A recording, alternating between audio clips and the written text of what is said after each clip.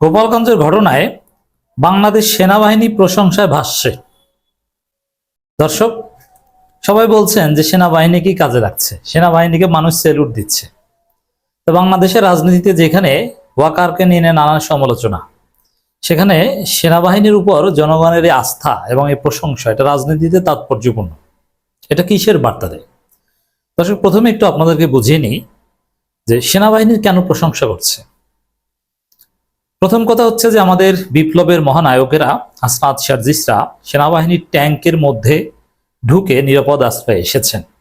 সেনাবাহিনী এই কাজটা করতে পেরেছে, এটা অসাধারণ, জীবন বাঁচিয়েছে। এক। দ্বিতীয় হচ্ছে এখন পর্যন্ত গোপালগঞ্জে আওয়ামী পান্ডাদের যে কয়টা উইকেটের পতনের খবর পাওয়া যায়, আওয়ামী পান্ডারা বলছে 9 উইকেটের পতন, মানে 9 জন জয় বাংলা হয়ে গেছে, ওদের আব্বা মুজিবের কাছে চলে গেছে 9 জন।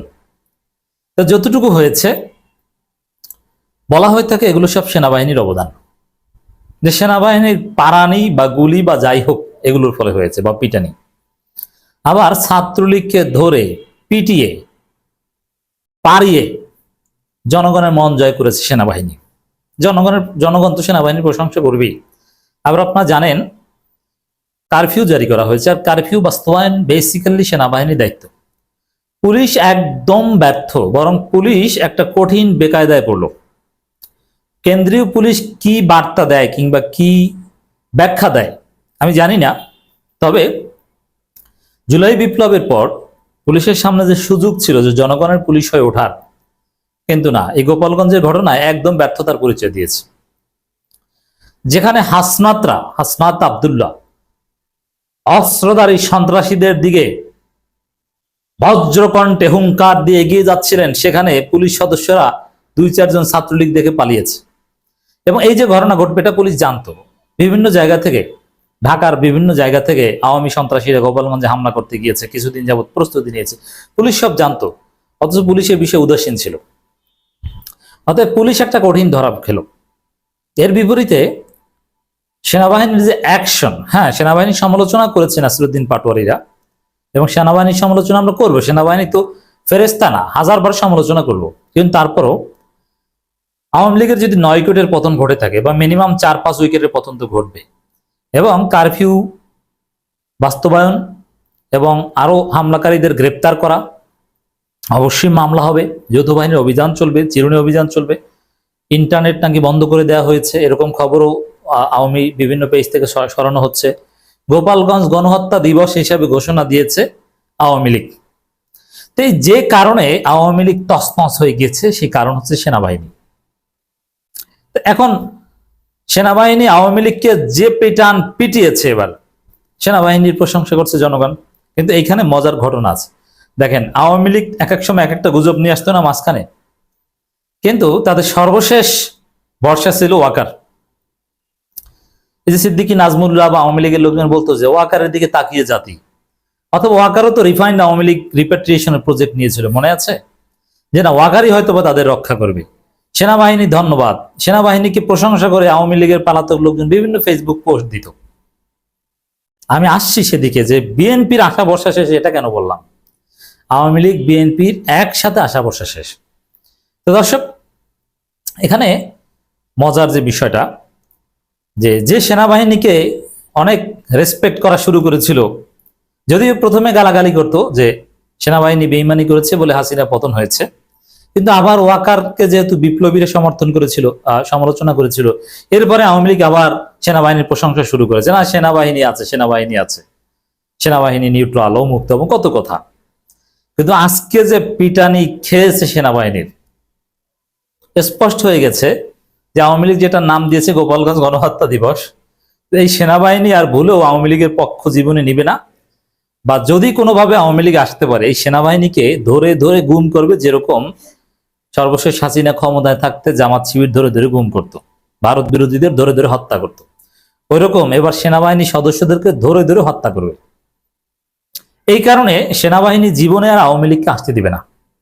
আর একটা ওয়াকার হাসিনার আত্মীয়, বা হাসিনা ওয়াকারকে বানিয়েছেন, হোয়াট এভার, ওয়াকার যদি ভালো হয়ে যান, আমরা তাকে ফিল্ড মার্শাল বানিয়ে রাষ্ট্র গঠনে কাজে লাগাতে চাই, কিন্তু তিনি উল্টোপাল্টা করলে তাকে আমরা বরখাস্ত করতে চাই, জনগণ বরখাস্ত চাই। তো ওয়াকার ভালো হতে বাধ্য। আর দ্বিতীয় কথা হচ্ছে যে আমাদের সেনাপ্রধান ওয়াকার আর সেনাবাহিনী এক না। আমাদের জুলাই বিপ্লবে সেনাবাহিনী at the end of the day জনগণের পক্ষে ছিল। এটা হয়েছে সৈনিকদের কারণে এবং নিম্ন পদস্থ অফিসারদের কারণে। অতএব ব্যক্তি সেনাপ্রধান যাই হোক, সেনাবাহিনী ঠিক আছে, এটা একটা দিক। আর একটা হচ্ছে যে ওভারঅল সেনাবাহিনীতে যেরকম স্ট্রং চেইন অফ কমান্ড থাকে, তাতে ওয়াকারের নির্দেশ ছাড়া এভাবে গোপালগঞ্জের আওয়ামী পান্ডাদের পাছা লাল করে দিতে পারে না, বা 8-9 জনকে একদম ওদের আব্বা মুজিবের কাছে পাঠিয়ে দিতে পারে না। এটা হয় না। এটা কেন হয়েছে? ওয়াকারের নির্দেশই হয়েছে। অতএব এই ওয়াকার আর আওয়ামী লীগকে আনবে আর এই ওয়াকারের উপর আস্থা রাখবে? হাসিনাকে ঘাট ধরে ওয়াকার পাঠিয়েছে, পালাতে বাধ্য করেছে, আবার ওয়াকারের আন্ডারেই গোপালগঞ্জের পাছা লাল করে দিয়েছে। এবং গোপালগঞ্জের নাম কিন্তু থাকবে না, এটা আপনি নিশ্চিত থাকেন।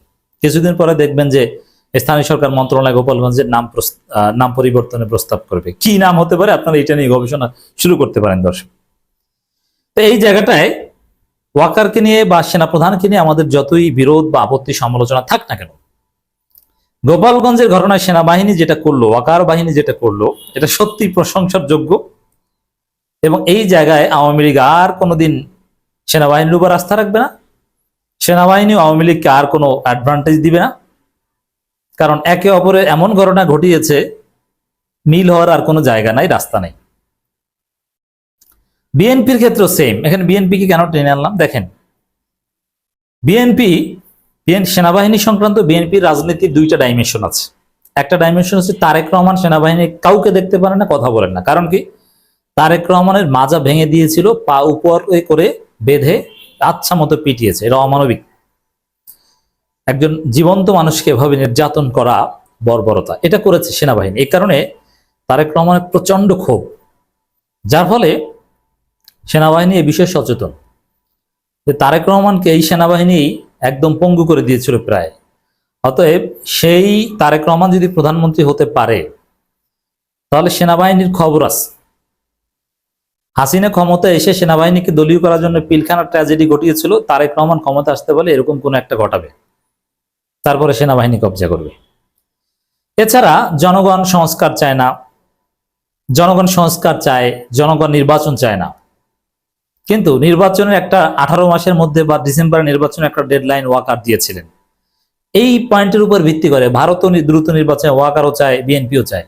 তা বিএনপি এবং সেনাবাহিনীর মধ্যে ভালো একটা আন্ডারস্ট্যান্ডিং হয়েছিল, বিশেষ করে সেনা প্রধানের সাথে, ওয়াকারের সাথে।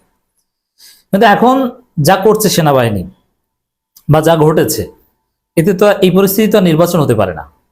এতে মোটের উপরে সেনাবাহিনীতে থেকে আওয়ামী লীগ বিএনপি কিছু আশা করতে পারে না। এই সেনাবাহিনী জনগণের পক্ষে কাজ করবে।